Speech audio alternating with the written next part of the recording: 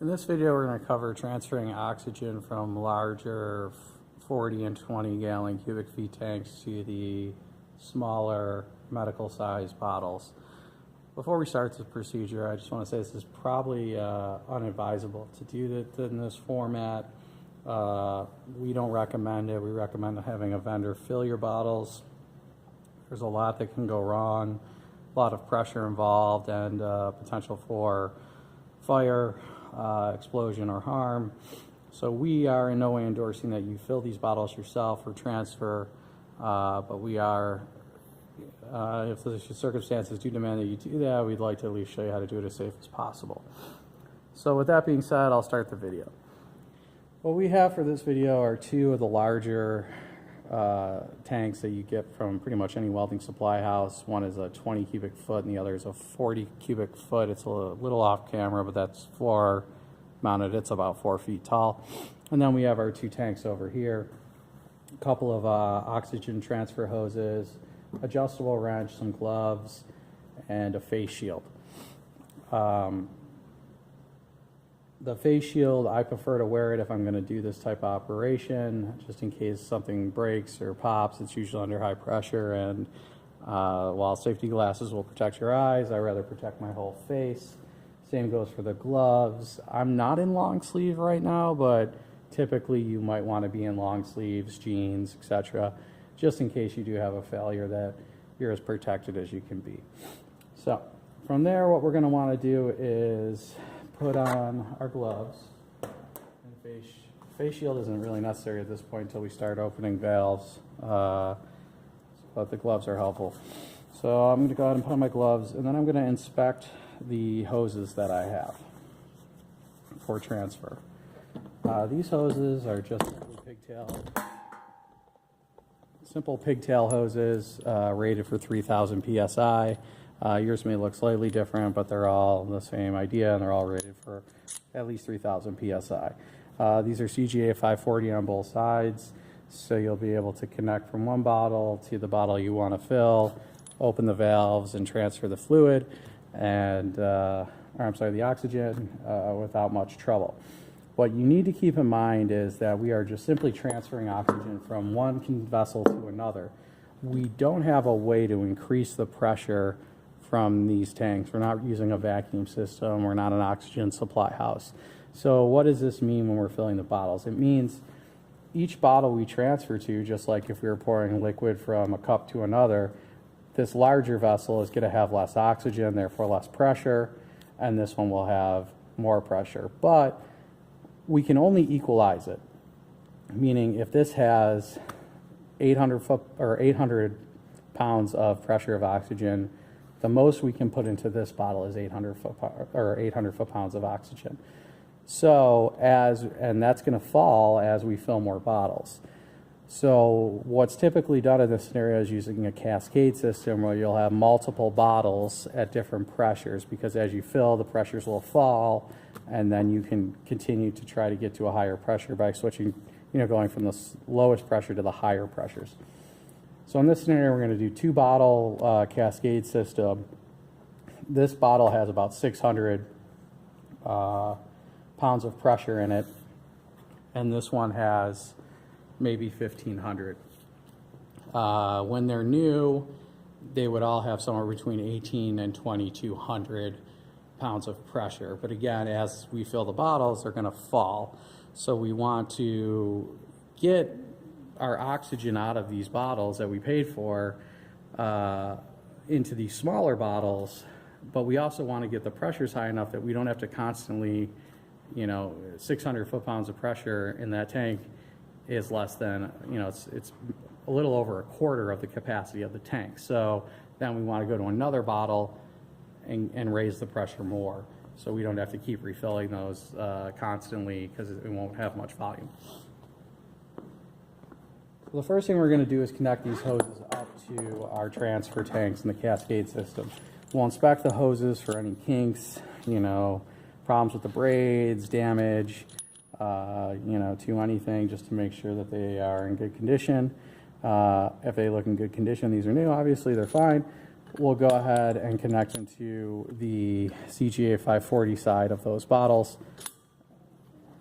by simply screwing them on. I like to keep a little out where pressure is. I tighten them on. You don't need any doped pipe thread, anything like that. Simply screw it on and then snug it with an adjustable wrench. Go ahead and do that with our other bottle over here.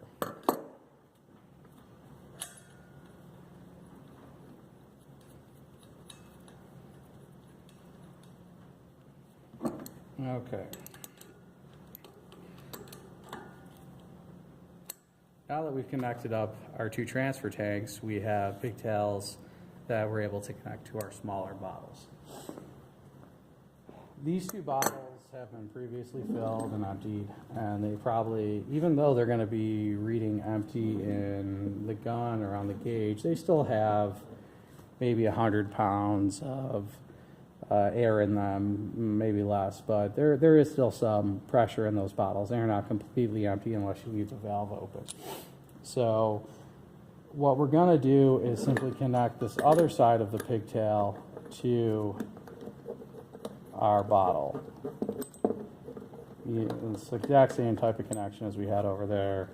Same, everything's really the same. So then we're just going to slightly snug that.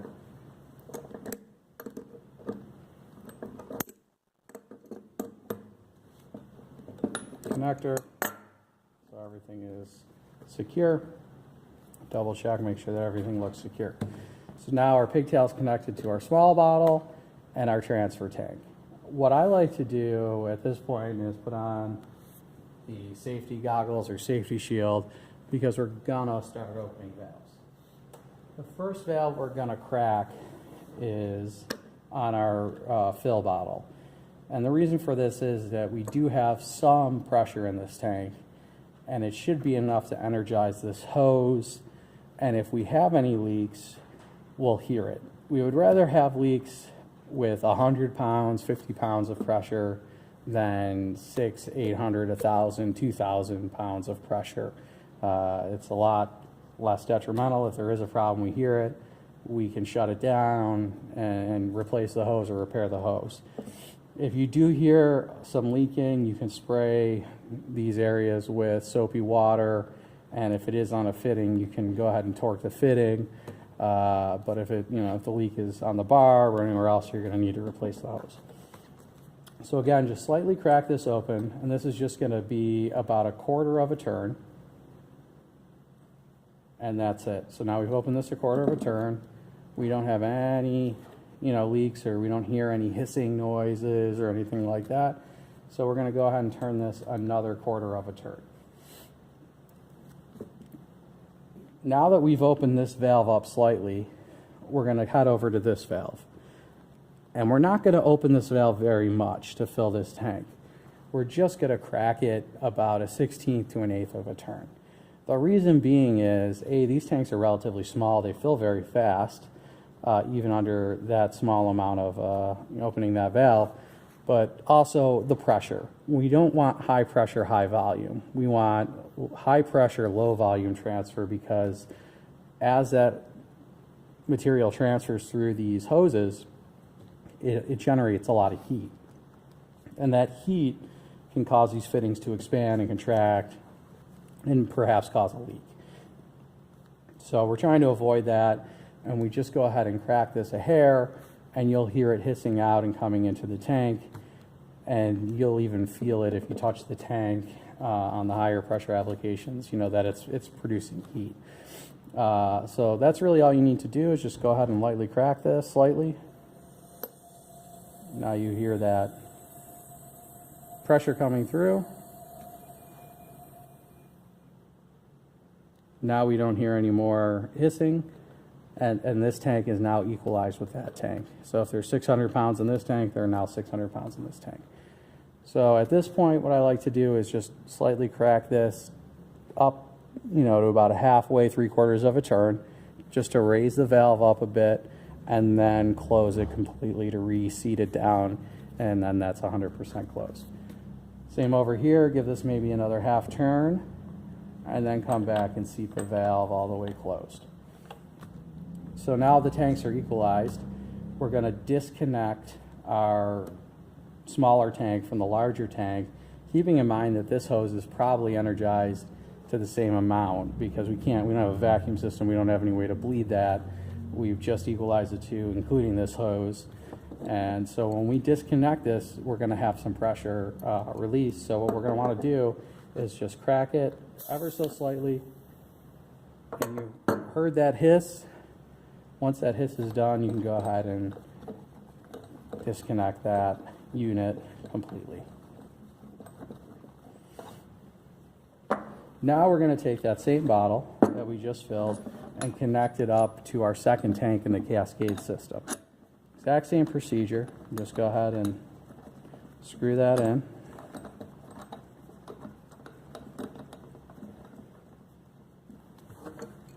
Torque it down.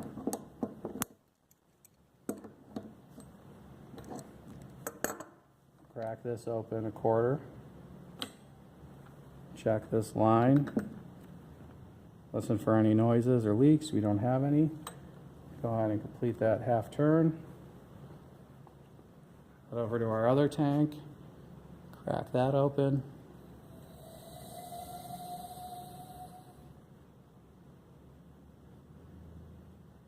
Fill complete. Go ahead and give that another half turn and then seat that valve closed. Half turn, seat that valve closed. Take our wrench, loosen slightly. Pressure's off, and disconnect. So in this scenario, this tank is probably 12 to 1500 psi. If I had a fresh tank, I would go ahead and connect that and get it up to 1800, 2200 psi, somewhere in that range, and that would be a full tank. But again, you're only going to get to what you have, and using a Cascade system will let you get the majority of the oxygen out of these tanks before you send them in for a refill. So that tank's done, and for what we have available, and we could go ahead and use it in a simulator at this point, or whatever purpose we have for it. So I'm going to go ahead and do one more bottle. I'm not going to talk through it, I'm just going to do it so you can see how it's done, and that'll conclude this video.